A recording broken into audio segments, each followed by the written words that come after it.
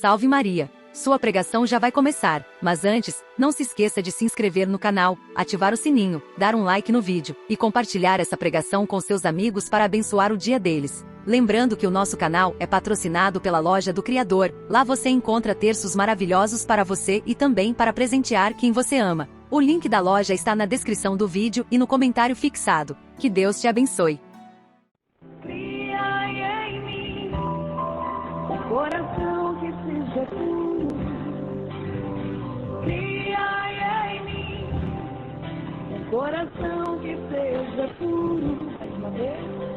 Cria em mim um coração que seja puro. Cria em mim um coração que seja puro. Que as palavras do Santo Evangelho perdoem nossos pecados. Por que sois tão medrosos?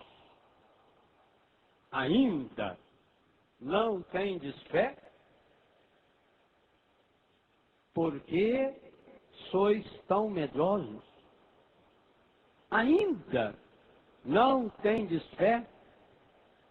Essas duas perguntas de Jesus querem iluminar nessa tarde o dia de hoje. E também esse acampamento que já estamos vivendo desde a sexta-feira. Aliás, esse mesmo tema já apareceu no Evangelho que foi 3 vezes proclamado, 2 por mim e 1 pelo Padre Hamilton, na tarde de hoje. Sinal de que Deus está, de fato, querendo tocar de modo muito concreto nesses pontos chaves da nossa vida de fé. Há uma íntima relação entre o medo e a falta de fé. Por isso, aqui estão 2 áreas prediletas da influência encardida. Com o medo, e essa é a ordem mais repetida em toda a Escritura: não tenha medo, não tenhais medo, não tenham medo. Lançar fora todo o temor. O medo não vem de Deus, medo de nada. Porque o medo, ele tem a sua raiz no passado ou numa projeção do futuro. Por exemplo, tem gente que tem medo, vocês vejam como o encardido é terrível. A pessoa tem medo e não sabe do que ela tem medo. Eu tenho muito medo, padre. Mas e medo do quê? Medo. Mas tem medo de um bicho? Não. Tem medo do escuro? Não. É do quê? Eu não sei, é medo. Olha como o encardido engana a pessoa. Aliás, essa é uma das marcas que o pecado deixa. Eu escrevi um livro sobre isso chamado Cure Seu Coração, onde eu falo nesse espírito de menos-valia, nesse espírito de coitadinho, que o encardido transforma a pessoa. Aí a pessoa começa: não posso, não consigo, porque eu sou muito fraco, porque desde pequeno que eu sofro, por isso, por aquilo. Não ter medo. O medo é arma explosiva do encardido. Claro, eu não estou falando o medo emoção humana. O medo emoção humana é um grande presente de Deus para nós. É porque nós temos esse medo humano que a gente não faz burrada. Que você não toma veneno, medo de morrer, que você não pula de um precipício. É o medo que faz isso. É o medo que impede você de ir atrás das coisas estragadas. Esse medo, né, cara, óbvio que eu não estou falando dele. Estou falando desse medo possessivo, desse medo doentio que muitas pessoas têm. E que o demônio usa para derrubar uma pessoa. Mas Jesus associou a esse medo uma causa. Jesus tem essa pedagogia. Jesus sempre faz perguntas, já sabemos disso. Inclusive de manhã ele também fez. De manhã e de tarde. E muitas vezes, Jesus faz uma pergunta dupla. Quando ele faz a pergunta dupla, observe, a segunda pergunta já é pista de resposta para a primeira.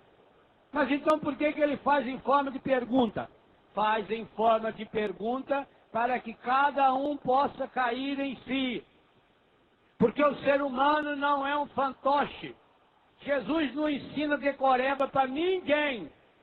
Tanto não ensina decoreba que você pega textos do Evangelho, sinótico, quer dizer que seriam textos narrando o mesmo episódio, e muitas vezes a fala do texto tem pequenas diferenças. Como esse que nós lemos de manhã, se você lê-lo em Mateus e lê-lo em Lucas, só olhar lá na sua Bíblia que você vai achar a citação, você vai ver que é a mesma cena, é o mesmo episódio, mas de modo diferente, que cada um fez a sua experiência a partir daquele fato. Jesus não ensina ninguém a decorar. Jesus nunca preocupou com decoreba. Não há nenhum momento no Novo Testamento que apareça Jesus treinando os apóstolos. É engraçado isso. Jesus não deu aula para os apóstolos. Jesus não reunia os apóstolos, agora vou ensinar as coisas para vocês. Ele ensinava a partir da prática. Para o povo ensinava em parábola. Quando chegava em casa, na intimidade, falava pessoalmente com eles. Explicava-lhes aquilo que o povão não adianta. Pai, a pessoa não tem formação, a pessoa não tem estudo, ainda mais aquele povo lá, tudo de outra religião. Fariseu, doutor da lei, e ainda entendia. E o povão, coitado, não entendia a palavra. Então Jesus falava, mas falava também, daqui a pouco eu toco nesse assunto, de uma forma indireta, como Natan fez com Davi. E os motivos a gente já vai refletir juntos. Jesus associa na segunda pergunta elementos que respondem à primeira. E ele faz isso em forma de pergunta, exatamente porque você não é fantoche. Você não é um bichinho treinado. Ele não faz lavagem cerebral. Ele jamais tira o terceiro elemento, a liberdade humana. Jamais. Aliás, ninguém pode tirar essa liberdade. Pode condicioná-la. Transformar a liberdade no fechamento interior do medo, leva à insegurança e gesta depois quantas coisas estragadas que vai levando a pessoa para o fundo do poço. Então, as duas perguntas de Jesus, a segunda já está mostrando a resposta. Por que vocês têm medo? Por que vocês ainda não têm? Vocês ainda não cresceram na fé? Jesus está dizendo, quanto menos fé esclarecida, maior a ignorância. Quanto maior a ignorância, maior é o medo. E aí, meu filho, minha filha, uma pessoa medrosa, você prende ela com qualquer coisa. As mães antigamente trabalhavam muito a pedagogia do medo. Olha que vem o bicho papão te pegar. Olha, se você não dormir, papai do céu não gosta de você. Olha, não faça isso, porque senão... Graças a Deus que hoje está mudando isso. E precisa mudar mesmo. Só na liberdade, só na verdade, nós superamos a ignorância. Só na força do Espírito Santo nós vamos de fato na causa desse medo, dessa falta de fé. E aí nós entendemos na primeira leitura exatamente o que faz em nós a ação maligna em nós quando nos afastamos da graça de Deus. Você já ouviu ontem, essa leitura é a continuação da primeira leitura de ontem. A leitura refere-se ao pecado gravíssimo. Ontem nós tivemos a descrição minuciosa dos pecados, que foram vários, um atrás do outro, cometidos por Davi. Davi era um homem de Deus. Davi foi um homem escolhido por Deus. Davi foi um homem ungido por Deus. Do mesmo jeito que derrama óleo na cabeça do padre, do mesmo jeito que derrama o óleo nas mãos e na cabeça do bispo, Davi recebeu o óleo da unção. Davi foi um homem mergulhado no óleo da unção pelo profeta Samuel. Um homem escolhido a dedo. Um homem escolhido pelo próprio Deus. Davi era rei, um homem poderosíssimo. Um homem que de fato unificou o povo de Deus. Quando Davi se tornou rei, o reino de Judá e o reino do resto de Israel eram separados. Davi unificou-os. Davi colocou Jerusalém como a capital desse único reinado, embora ele fosse de Belém. Ele quis fazer isso com Jerusalém, a terra da promessa, a cidade santa. Aliás, santa em todas as religiões monoteístas. Davi era um homem espetacular, um compositor maravilhoso, que nos deixou aí quase uma centena de cânticos maravilhosos que nós continuamos cantando até o dia de hoje. Qual é outro cantor que fez uma música, por exemplo, há 200 anos atrás que a gente canta? 300 anos. Pois os sucessos que Davi nos ensinou e ensinou aquele povo, nós estamos cantando hoje, 2.500, 3.000 anos depois. Nós aqui sabemos de cor algumas músicas de Davi. Basta que se eu começasse a cantar, mas hoje não é ministério de música, eu não farei isso. Começasse a cantar aqui, vocês iam cantar comigo umas 40, 50 ou mais. Músicas feitas por Davi, baseadas nos salmos. Então pensa, um homem de uma capacidade.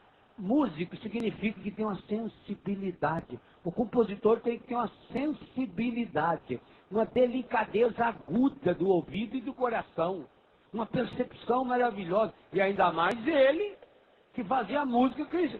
Já era cristã, embora não tinha Cristo ainda. Música religiosa, música mensagem. Homem espetacular. Portanto, um homem maravilhoso. Lindo! No meu livro Corações Curados eu descrevo até fisicamente. Louro! Não sei se aí tem alguma causa do pecado dele, na sua lourice. Claro, porque sendo um homem tão bonito, de aparência bonita, que se destacava, um rapazão lourão, zóio azul, alto, 1,80 m. Homem, no povo judeu ainda destacava mais ainda.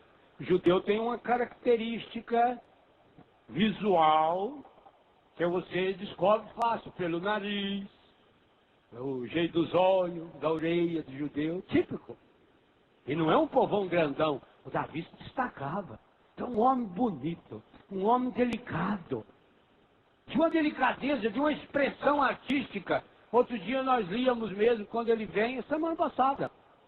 Essa semana ainda, no começo da semana, quando ele vem diante da arca, ele dançava. Davi era um dançarino.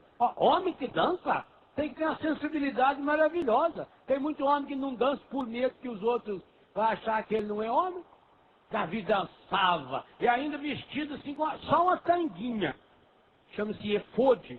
Uma tanguinha de nada, não tá nada. Tanto que a mulher dele ficou achando um absurdo, que ridículo ficar lá dançando com as nádegas expostas e o povo vendo você vai pelado, um rei.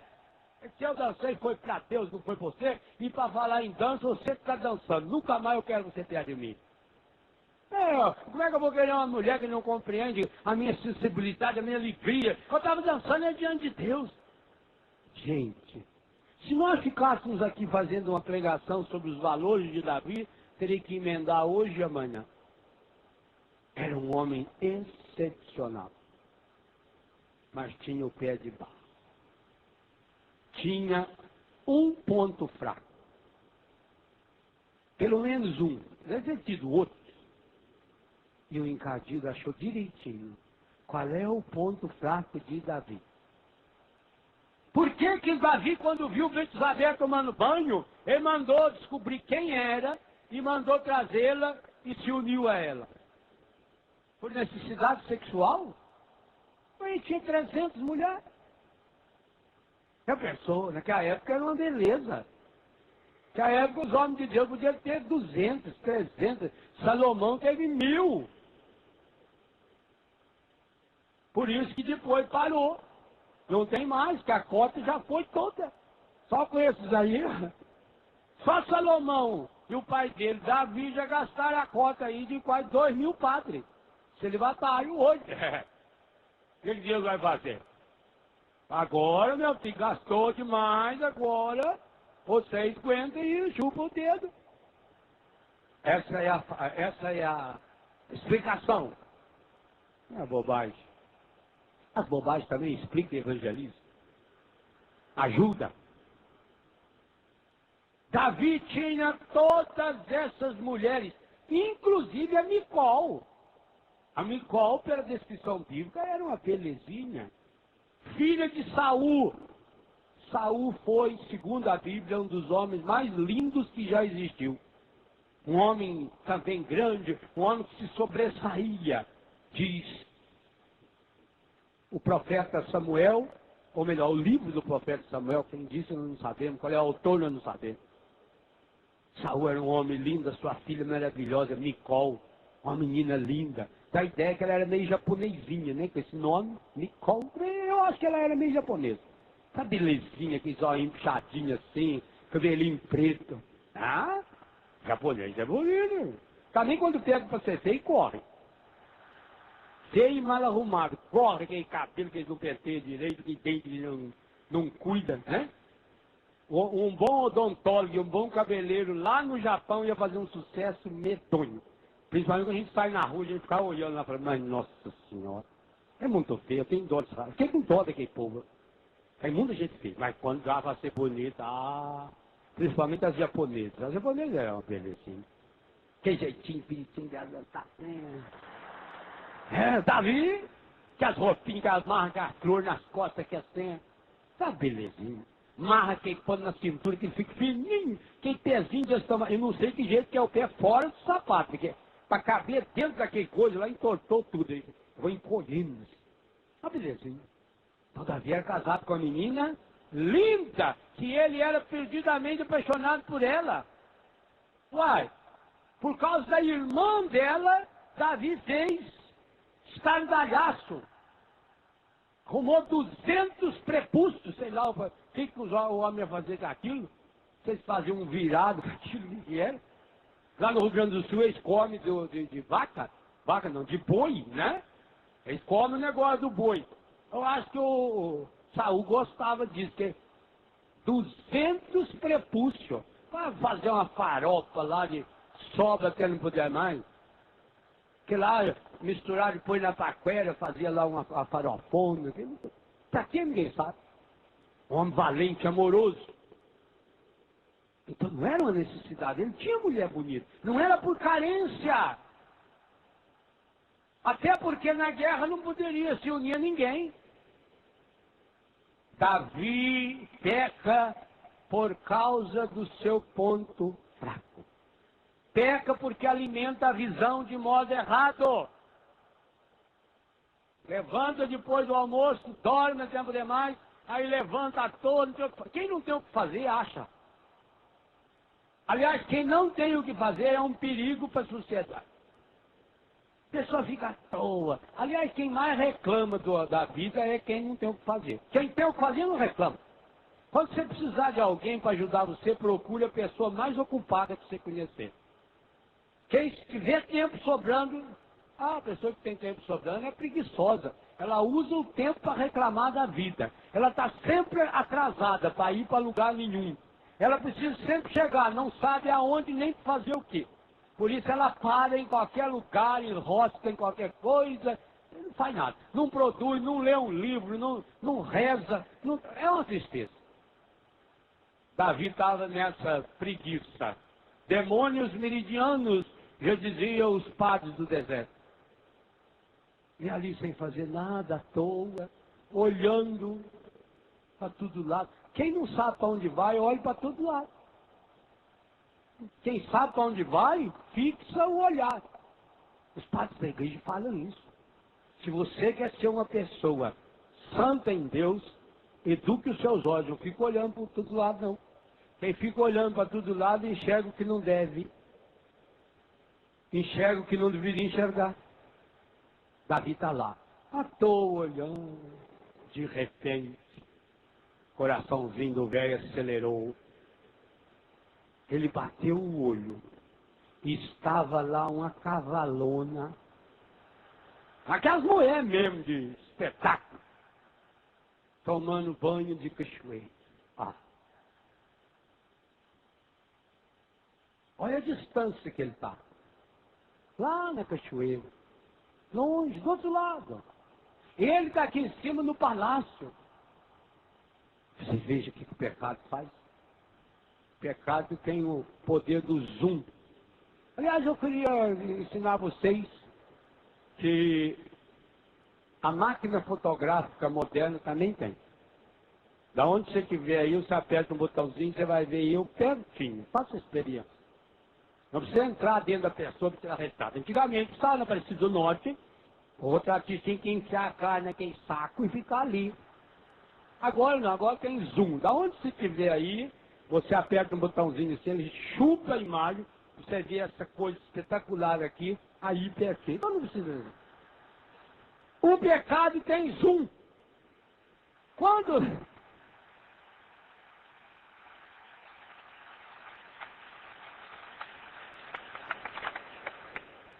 Essa técnica que o encardido usa. Quando a pessoa vê uma pequena ligação com ele e fixa os olhos nele, ele tem o poder de atração. E ele atrai. E olha a força para a atração dele. O Davi não sabia nem quem era. Não é que o Davi estava apaixonado nessa mulher e cometeu um momento de fraqueza. Não, o pecado dele é muito pior do que isso. O pecado dele é da irresponsabilidade, da indelicadeza. O marido dessa Betsabé estava na guerra. Ele nem era do povo de Deus, ele era um Iteu, um Hitita. Ele estava lá na guerra defendendo Davi, por isso que a mulher dele estava ali, sozinha, tomando banho de cachoeira. É o pecado da indelicadeza, da insensibilidade. É o pecado do orgulho prepotente, de achar que eu mando na vida, no corpo e na alma dos outros. E por isso Davi dá uma de cubiteiro e vai atrás de informações e fica pedindo para os servos lá descobrir quem é a mulher. E depois que descobre, aí vai pede também para os auxiliares ir lá buscar a mulher. Um homem, o rei, escolhido por Deus, o rei de todo o povo de Deus, inclusive nosso, até hoje. O rei do qual nasceu Jesus, mas que dominado pelo pecado, alimentado pelo pecado, inspirado, dominado pelo encardido, é capaz de ir caindo, ele vai descendo, ele vai descendo o nível. Primeiro se transforma num voyeur, que é uma doença sexual, típica do adolescente e do desequilibrado, que hoje ainda compra essas revistas de pornografia para ficar olhando aquilo ali. Eu não sei como é que uma pessoa que tivesse um pingo de inteligência abriria uma revista daquela para olhar. Isso é um disparate. Ele foi sendo reduzido. Depois se reduziu como se fosse um moleque. Um moleque que fica pedindo ajuda de colega. E no caso dele não é nem de colega, é dos servos. Vocês imaginam a imagem que esses servos passaram a ter de Davi? Você imagina eles pensando, você imagina as fofocas deles depois, entre eles. Soube que eu tive lá na Betsabé? Estou sabendo, porque é claro, o chefe está doido nela aí, né? Que coisa olha que humilhação, um rei, um ungido do Senhor, mas vai lá no fundo do poço. Traz. A mulher obedece, já não tinha voz ativa. A Betsabé não tem pecado nenhum aí, não. Por isso que Deus vai abençoar a Betsabé no futuro, como hoje a primeira leitura conta. Traz Betsabé, ele une-se a ela, sexualmente, e manda embora. Passa um tempo, veja, ele não teve preocupação nenhuma com essa mulher. Ele não teve delicadeza nenhuma com essa mulher. Foi, usou, para o seu prazer momentâneo, e pode mandar embora. Essa sexualidade, eu falo nesse livro, eu queria recomendar, de fato, que vocês que são casados lessem esse livro. E ajudasse a que seus filhos, seus amigos casados lessem esse livro. Principalmente agora com essa edição revisada, eu tenho um imenso prazer em apresentá-lo. Leiam esse livro. É a palavra da igreja. O meu papel ali foi traduzir e atualizar os textos da catequese e da igreja. Você vai ver que beleza. Eu sonho, e lá eu digo lá nesse livro, eu sonho quando os casais tiverem na sua vida íntima essa visão. Vocês vão ficar abismados. Algumas pessoas vão ler e reler, como eu tenho recebido testemunho, várias vezes, para saber, será que o padre falou? É isso mesmo que o padre está falando? E vai descobrir, é isso mesmo, a beleza, a grandeza da sexualidade. Mas não isso que o Davi fez. O que o Davi fez foi coisificar.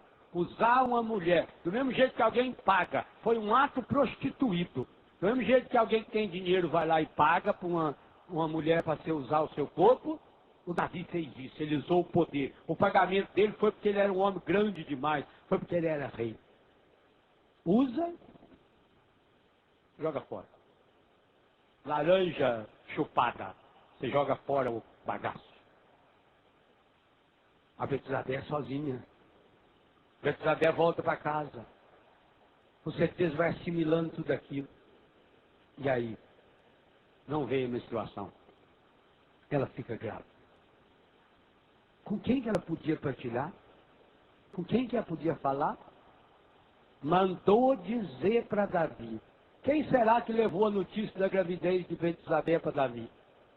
Ela não tinha acesso ao rei? Não podia ninguém chegar perto do rei assim?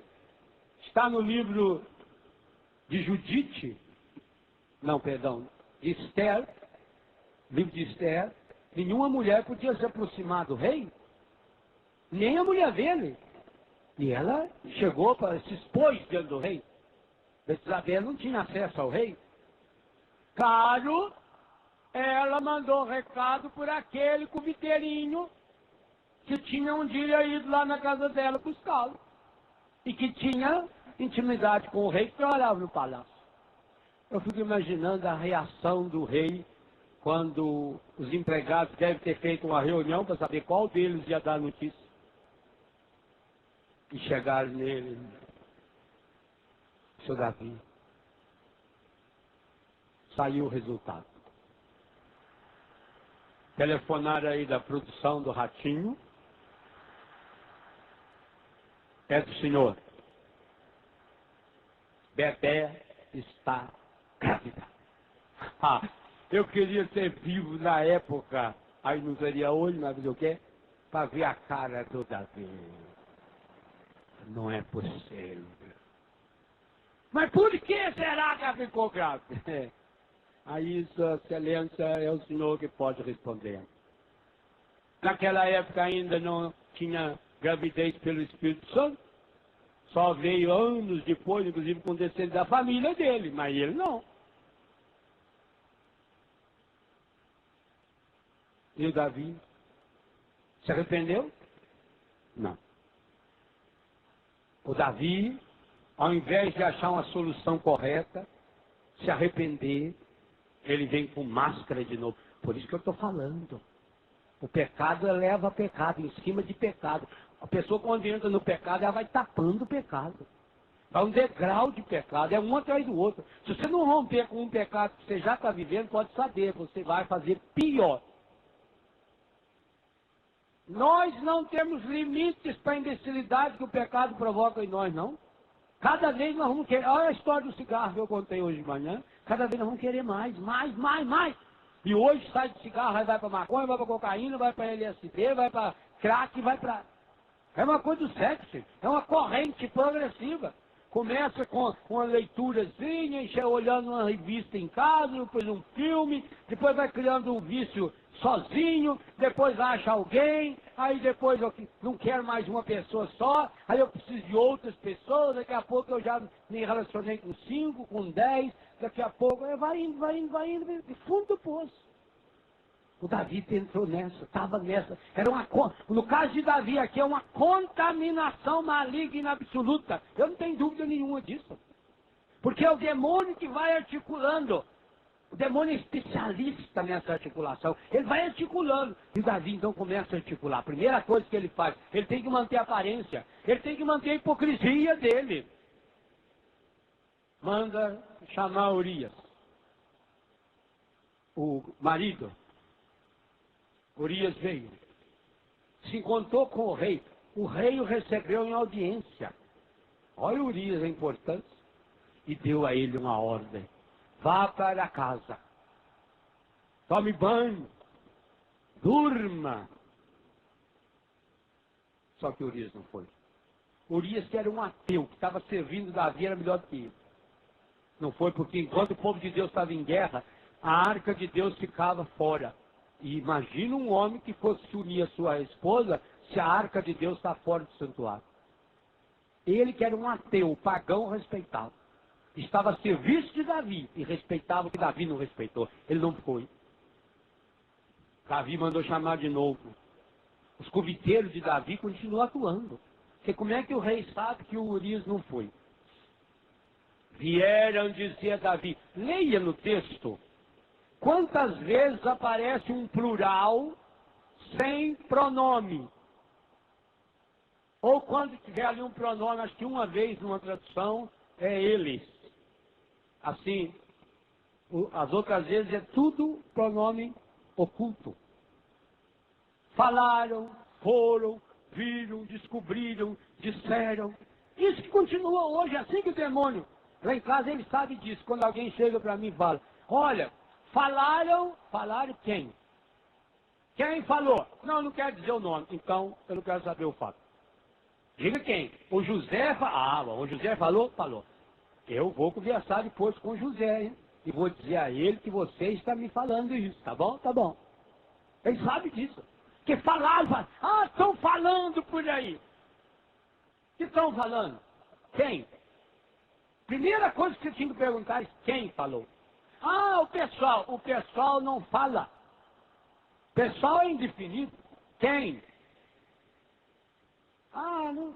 Então eu não quero saber. Não, mas o fato eu não quero saber.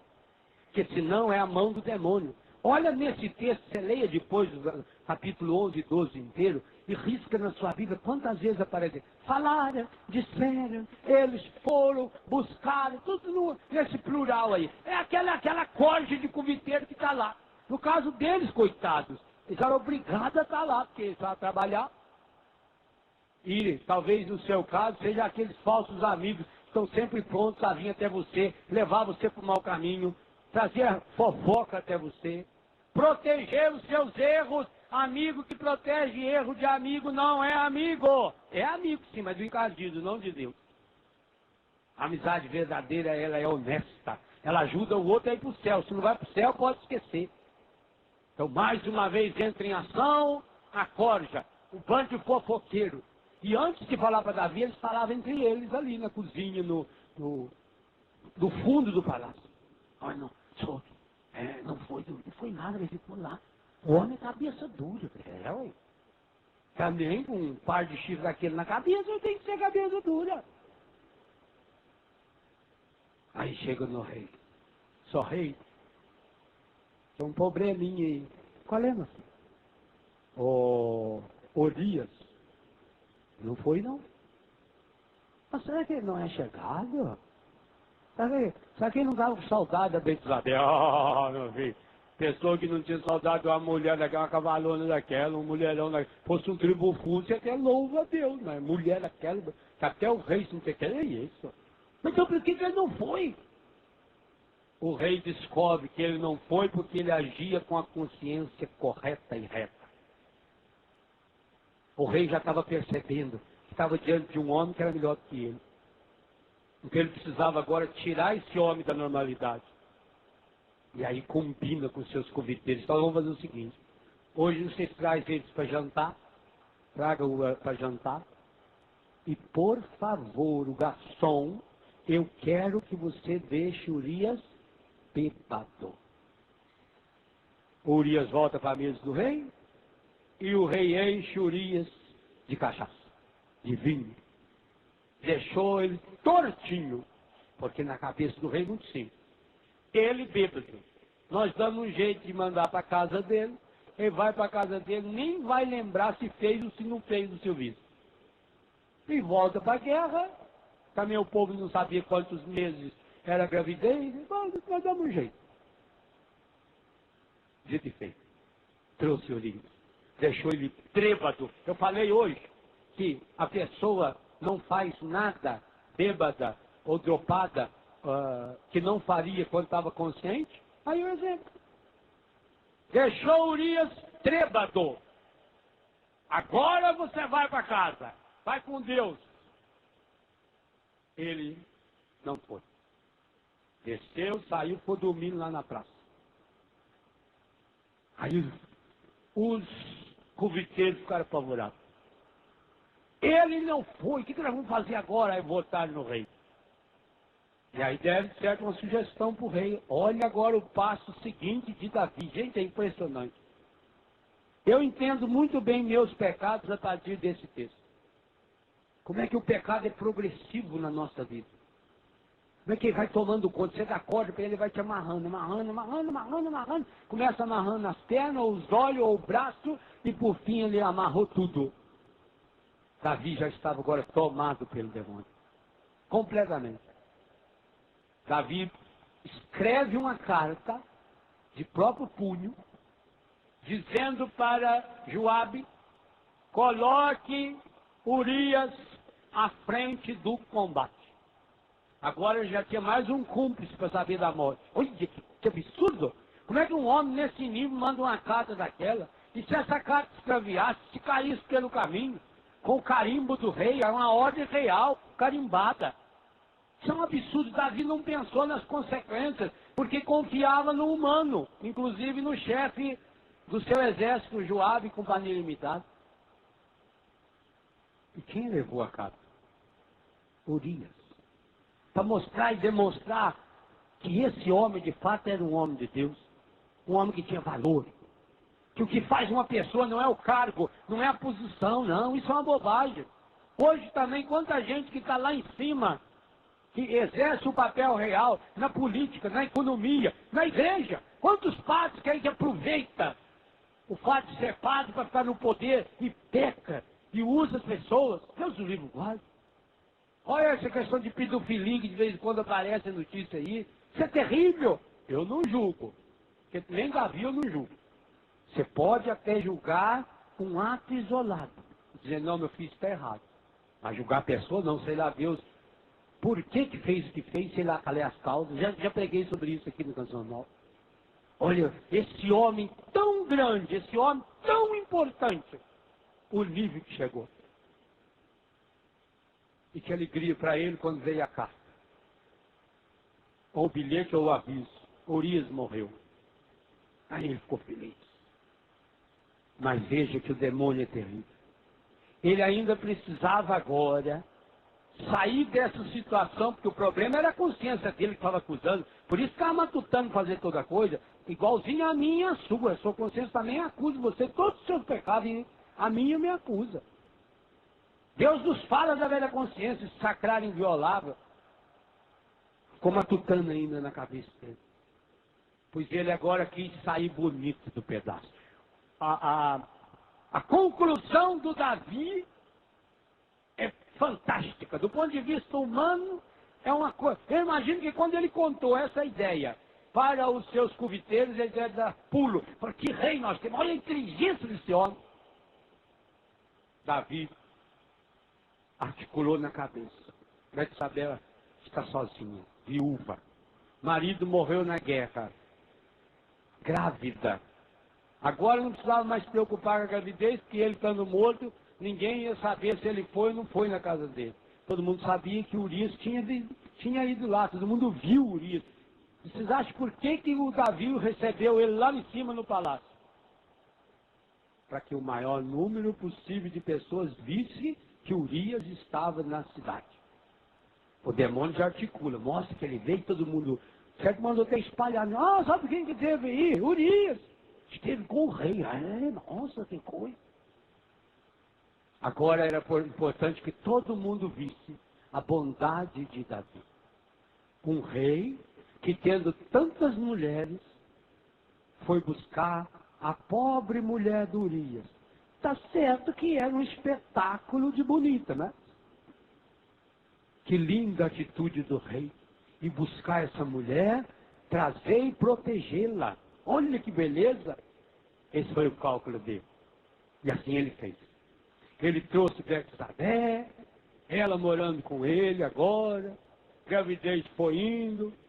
Vocês sabem, 6 ou 7 meses depois desse episódio, nasceu a criança, o menininho, um rapazinho. Tudo maravilhosamente bem. O menino nasceu, feliz.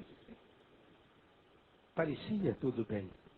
Quando entra esse contexto que nós ouvimos agora. Aparece o profeta Natan.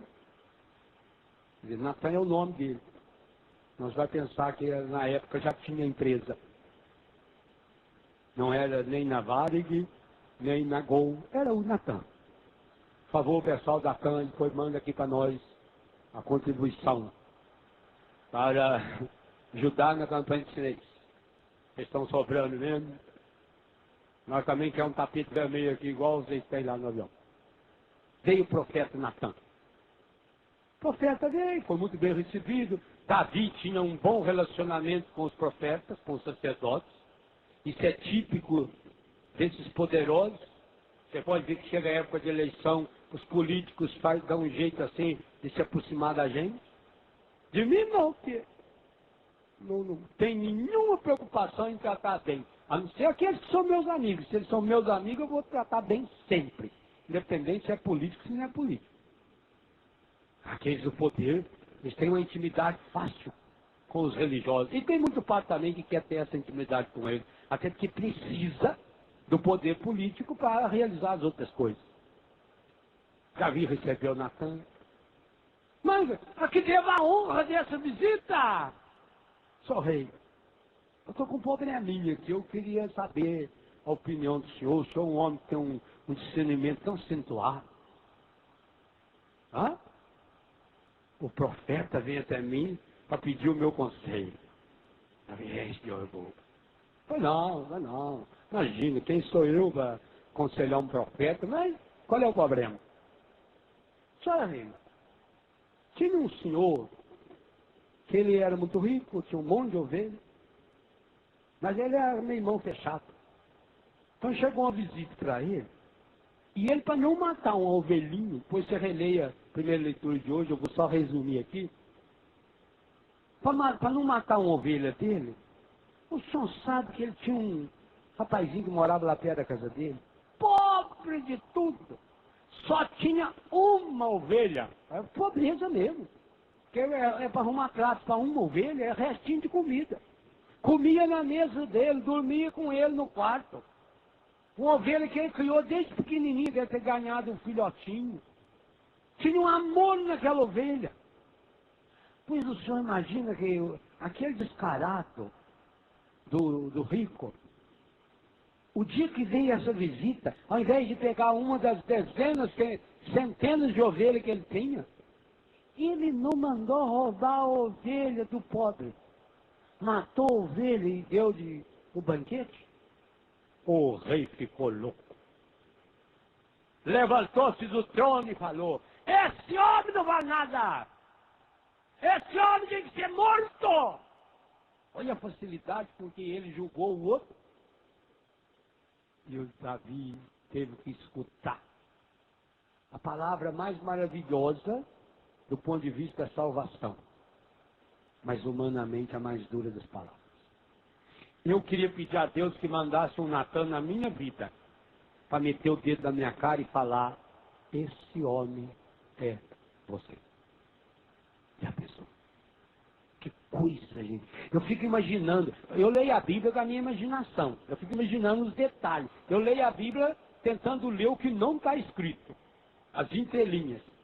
Eu costumo dizer que as palavras mais importantes são aquelas que a gente fala quando não diz. É a palavra do silêncio. Então eu, quando leio a Bíblia, eu fico nas entrelinhas. Eu leio um texto desse, eu fico horas matutando na minha cabeça. Dirigindo, eu vou matutando. Assim também que eu preparo um pouco os acampamentos. Eu não tenho tempo de sentar no escritório, nem tem escritório mesmo, né? De arrumar, sentar numa mesinha lá e ficar fazendo pesquisas da internet. Eu não tenho tempo para isso, não. Eu faço isso guiando o meu carro. Eu vou sozinho de uma casa para outra. São 3, 4 horas de viagem. 6, 7 horas em alguns casos. Aí eu vou pensando, vou matutando naquele texto. Ilumina. Isso ajuda muito. Você também pode fazer isso. Então, mesmo quando eu estou caminhando lá em casa ou algum trabalho que eu estou fazendo, eu estou matutando. Eu fico matutando. E essa cena é uma daquelas que a gente queria ter assistido. Vocês imaginam. Primeira, a coragem do Natan. E segunda, a cara do Davi. Isso eu queria ter visto. Pena que não tinha alguns de vocês lá fotografados para mandar para nós naquela época, a se olhar a cara. Meu Deus, que coisa impressionante. O que será que... Como é que... Gente, nós não estamos falando de uma falha. Nós estamos falando de um pecado que o Davi articulou. Nós estamos falando de algo que já demorava um ano inteiro depois. Entre o dia que Davi engravidou Betsabé até o dia que chegou Natan na sua casa, demorou pelo menos um ano, pois o menino já tinha nascido. Leia o texto aí. O rapazinho já tinha nascido. Já fazia um mês. Acredito até que se Deus esperou nascer, esperou passar também o resguardo. Um ano, no mínimo. Um ano. Davi, quem sabe já tinha até esquecido. A gente esquece fácil o mal que faz. Davi já tinha esquecido. E quem sabe os seus comitês até pensavam isso. Às vezes parece que Deus está dormindo na barca agitada da nossa vida. Por quê? Porque Deus não nos castiga. Porque o pior de todos os pecados não é obstáculo para o amor de Deus. Deus continua amando, Deus continua derramando suas bênçãos sobre todos nós pecadores. O Davi, na sua petulância, com que facilidade ele manda matar o homem. Mas ele tinha matado. Pela mão dele ele escreveu, ele comunicou a morte de um homem que era aliado dele. Mas tinha esquecido. Nós somos assim. Quando nós vivemos do passado, a gente só se lembra das coisas ruins que os outros fizeram, mas que a gente fez, imagina. Esquece. Porque tem gente que vem confessar, dá vontade de enfiar a mão na pessoa. Não pode fazer isso. A igreja não nos permite enfiar a mão na fuça da pessoa. Mas que há situações que a gente tem vontade de chapuletar as ventas dela assim, com as costas da mão para não deixar marca. Padre, faz 10 anos que eu não me confesso.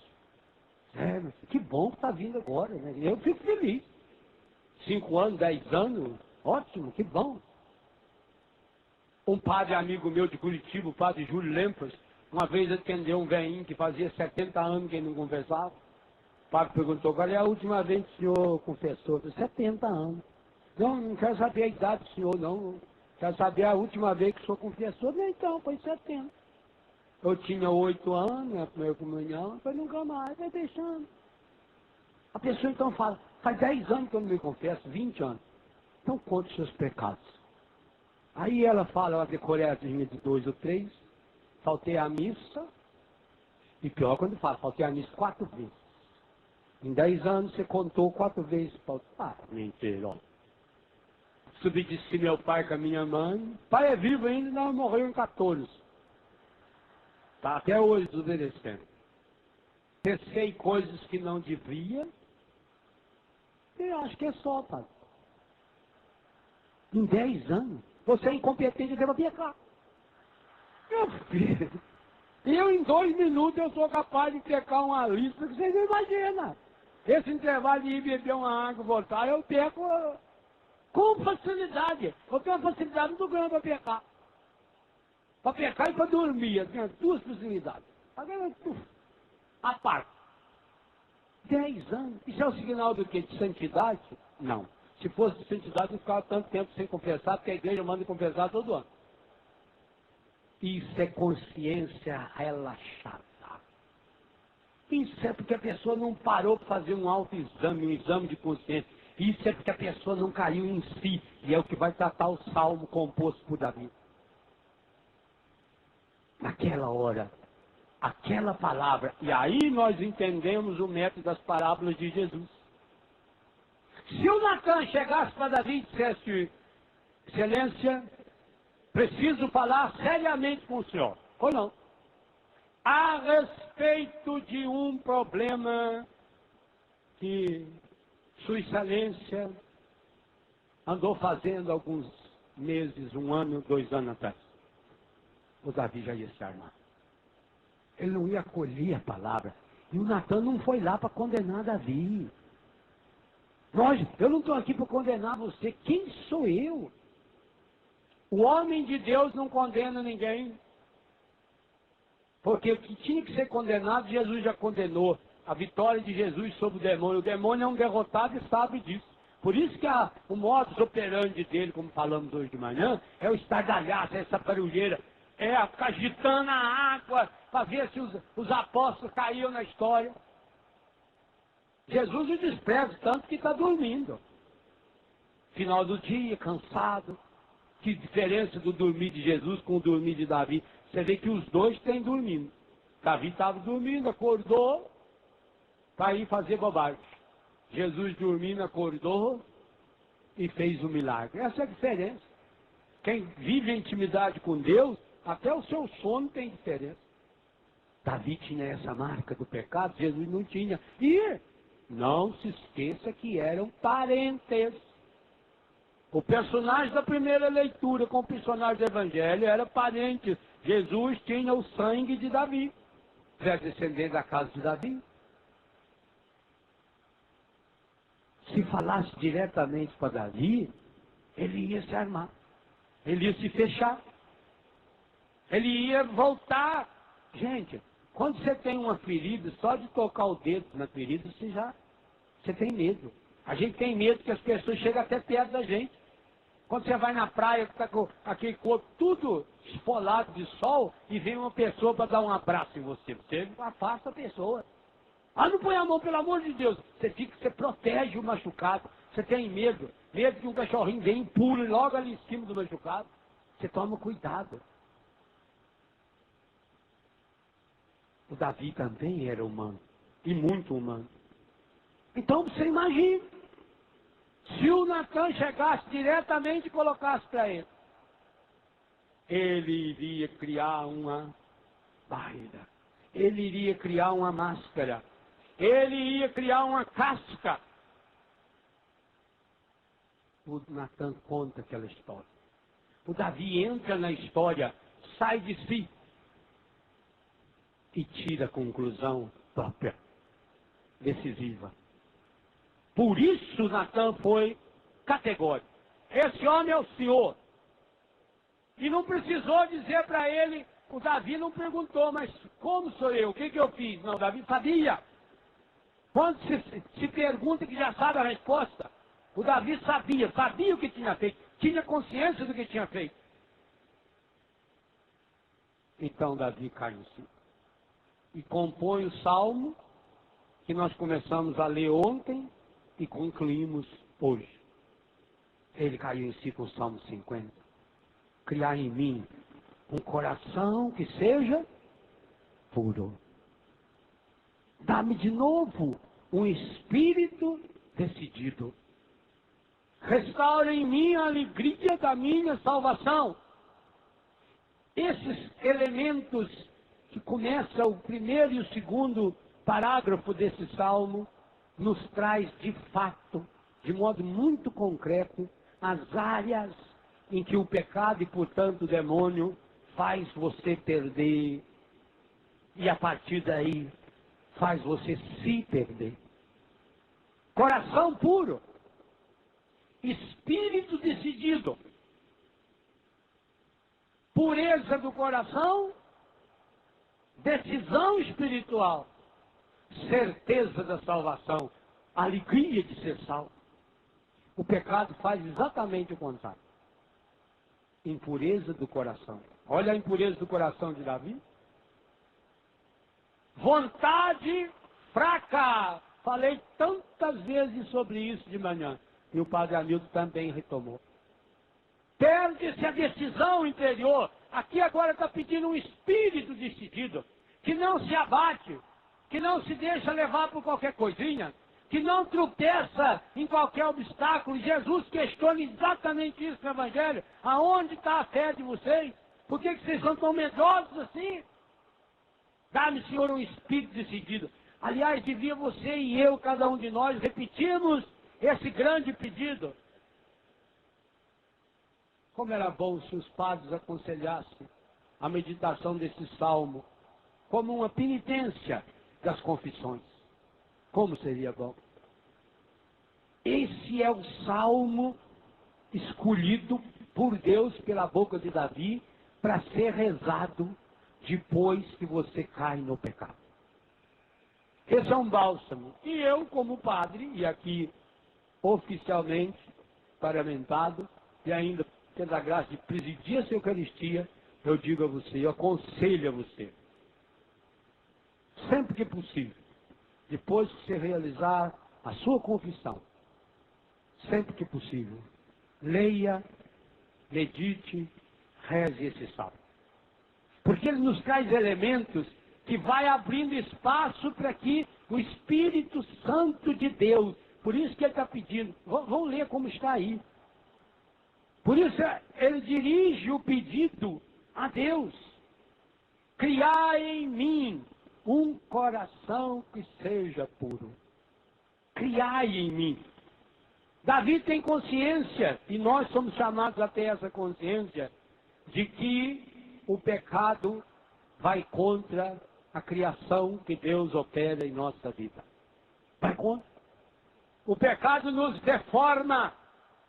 Criai em mim um coração que seja puro. Dai-me de novo um espírito decidido. Pensa isso no íntimo do seu coração. Criai em mim um coração que seja puro. Dai-me de novo um espírito abatido, decidido. Ó Senhor, não me afasteis de vossa face, nem retireis de mim o vosso Santo Espírito. Dai-me de novo a alegria de ser salvo e confirmai-me com um espírito generoso. É o contrário desse espírito fechado, desse espírito egoísta. Peça isso para Deus hoje. Peça isso para o Senhor agora. Criar em mim um coração que seja puro. Vamos cantar esse pedido. Criar em mim esse coração puro. Dá-me de novo, Senhor, esse espírito, um espírito decidido, um espírito forte, um espírito, Senhor, que de fato me faça crescer na sua graça. Põe em mim, Senhor, essa certeza de que eu sou salvo, de que eu sou liberto. Dá-me de novo a alegria da salvação. Encha-me com a sua vitória, com a salvação que vem da tua graça, com a sua salvação vitoriosa. Dá-me a certeza de que o Senhor está me salvando agora. Encha-me, Senhor, com a tua graça. Encha-me, Senhor, com o teu Espírito Santo. Cria em mim Um coração que seja puro. Cria em mim Essa um coração que seja puro. Cria em mim um coração que seja puro. Cria em mim um coração que seja puro. Só você. Cria em mim um coração que seja puro. Mais uma vez. Cria em mim um coração que seja puro. Cria em mim um coração que seja puro. Cria em mim um coração